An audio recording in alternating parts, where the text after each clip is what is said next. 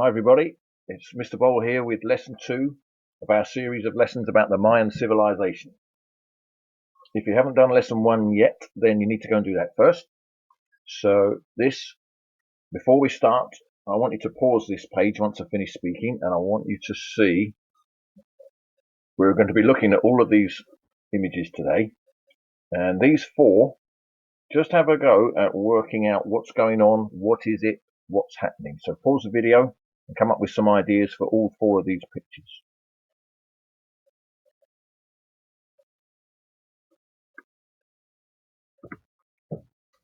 So this is lesson 2. We'll come back to your ideas about the pictures in a minute. Lesson 2, how did the Mayan Empire grow so powerful? And by the end of this lesson, you're going to be able to explain what you think are the 2 main, most important factors.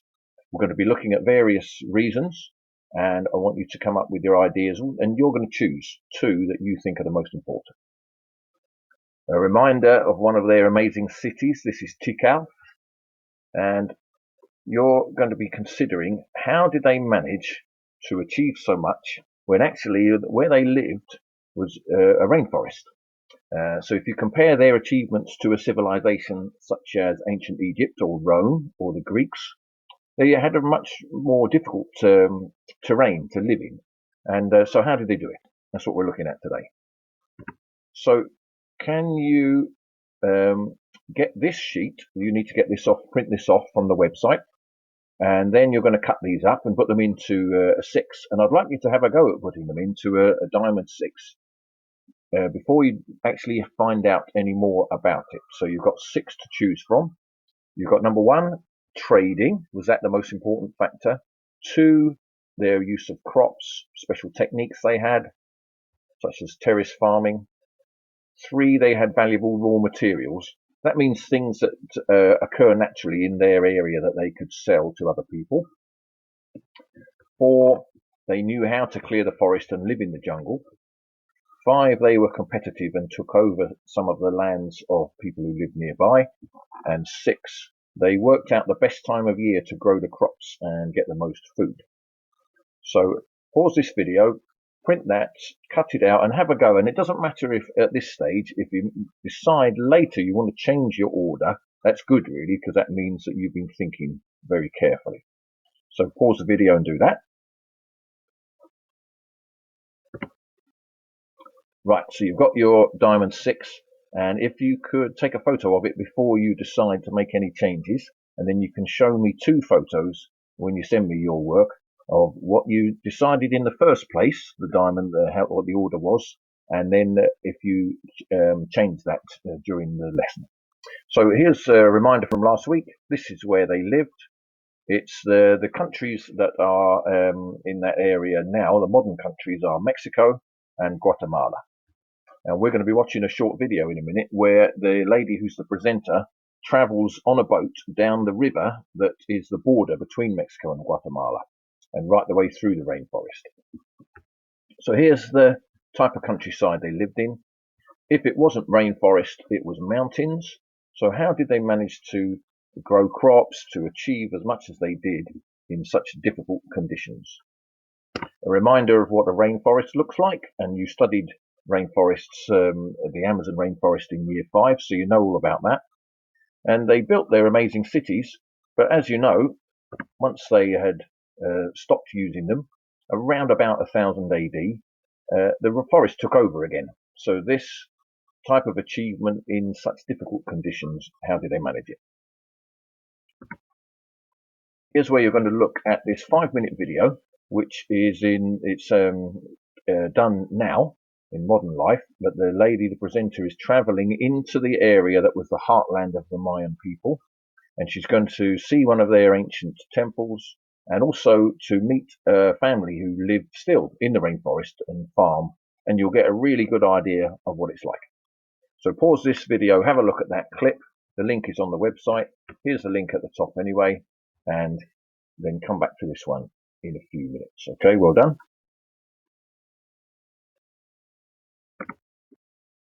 Right, so you've had a go at putting your diamond 6 in order. You've taken a photograph of that.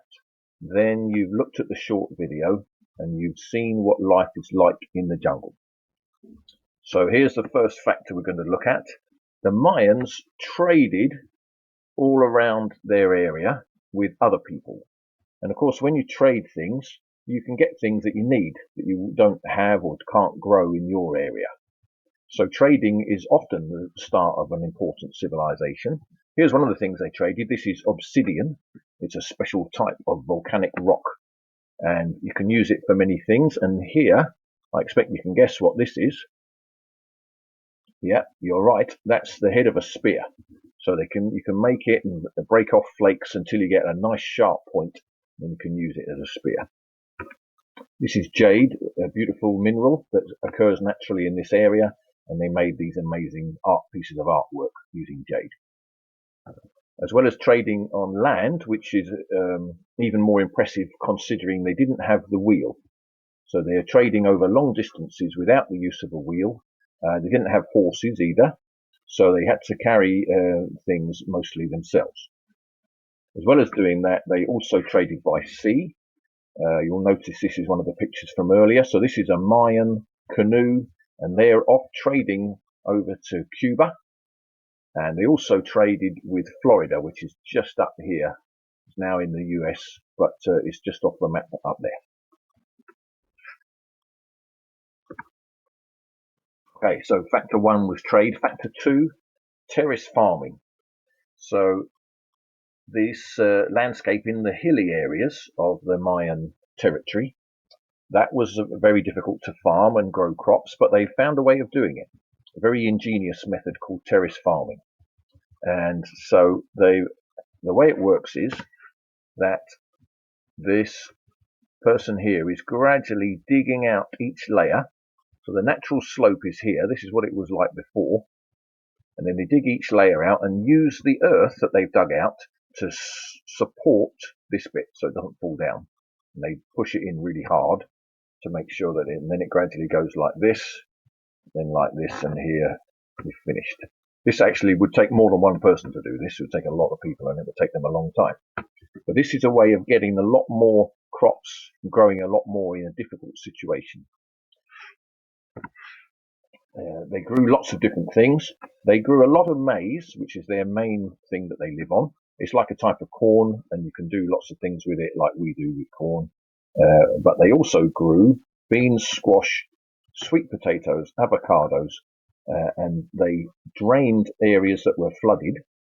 They also cleverly brought up the rich soil, the nice earth from near the rivers, and carried it up the hills to put it onto these terraces so that they would get more productive and grow more crops. This is one of the pictures from earlier. So this is jade, which you might have guessed when you saw this on the first slide. This is one of the raw materials that they did have, so they were lucky to have certain things on their lands, and lots of other people valued jade and they couldn't get hold of any, so they could trade this and they could do barter type of trade and swap it for other things that they needed. They also traded cacao, which we would call cocoa powder, and as you know, they can make chocolate out of that, among other things.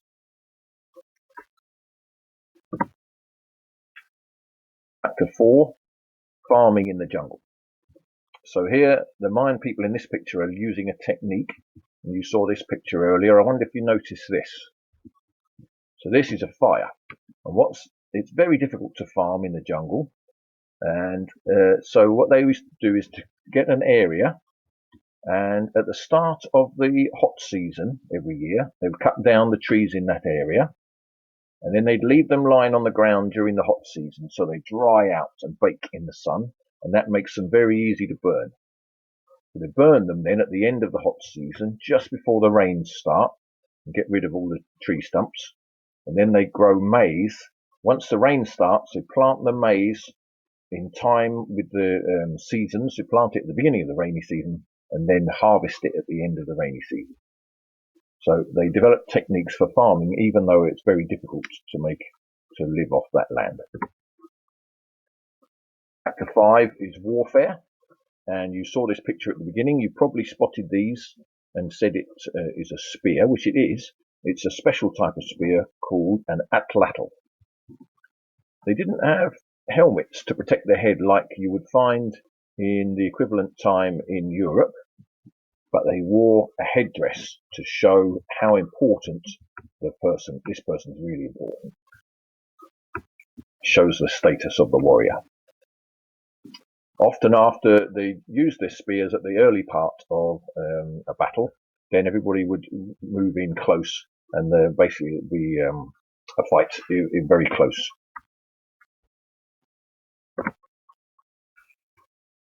And factor 6, they learned the best time to grow crops.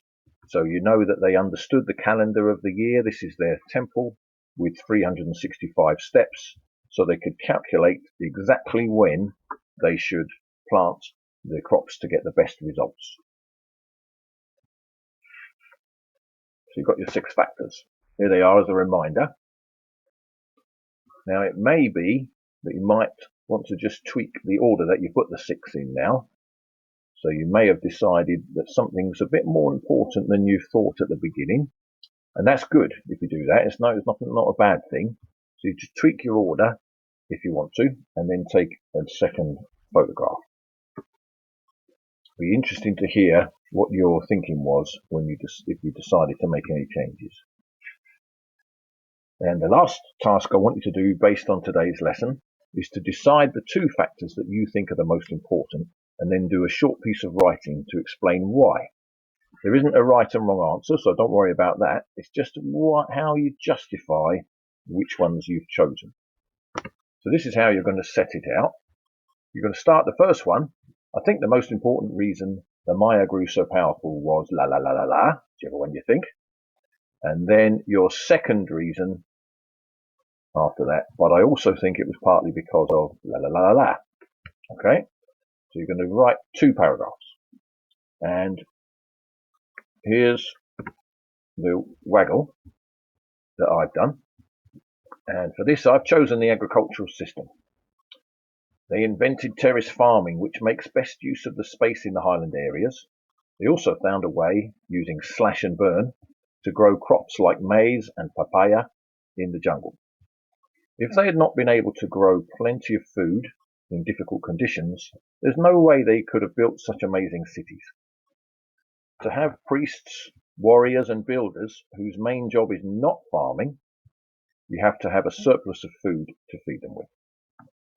So points I want you to take note of in the way you set out your writing. Number 1, use this same introduction phrase here, but you don't have to choose the agricultural system as your most important factor. You can choose any one you like. Set out your second paragraph beginning with this phrase, and then if you use a phrase like this to create a subordinate clause, as you've done many times in English, you'll be making your argument more persuasive. So you've got your first set of reasons, and then you say, if they hadn't been able to da da da da, and then you're making your argument more persuasive and you're putting forward a better case. Okay, so well done. So the things you're going to send me are a photograph, or possibly 2 photographs of your diamond 6, because you might have changed it. And then you're going to send me 2 paragraphs of writing, which is set out in this way. But remember, you don't have to agree with me in history. It's not necessarily that I'm right and you're wrong. It's how you present your case. Okay, that's very important. Okay, well done, everyone. Take care, and I'll see you next time.